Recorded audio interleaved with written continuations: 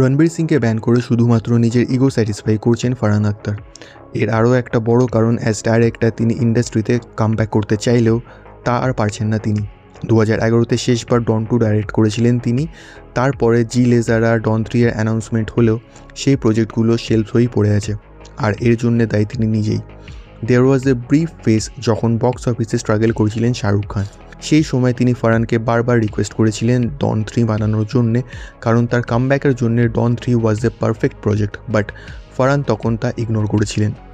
এরপরে পাঠান আর জওয়ানের মতো massive blockbuster দিয়ে কামব্যাকের পরে যখন এসআরকের কাছে তিনি প্রজেক্টটা নিয়ে যান, SRK refuse that.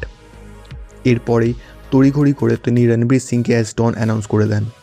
But after the success of Dhurandhar, Ranveer Singh নিজের প্রায়োরিটি বুঝে প্রজেক্ট থেকে সরে যান, কারণ তিনি জানেন ধুরন্ধর যে রেপুটেশনটা তাকে দিয়েছে ডন 3 করলে আবার সেটা লুজ করবেন তিনি। এরপরে ঋত্বিকের কাছেও ডনের অফার নিয়ে যান Farhan, but he also refused. এদিকে জি লেজার কাস্টের ফিজও এখন বেড়ে গেছে। সব মিলিয়ে নিজের ফেলিয়ারকে ঢাকতে আর ইগো স্যাটিসফাই করতে রণবীর সিংয়ের ওপরে কোপ বসাচ্ছেন জাভেদ পুত্র।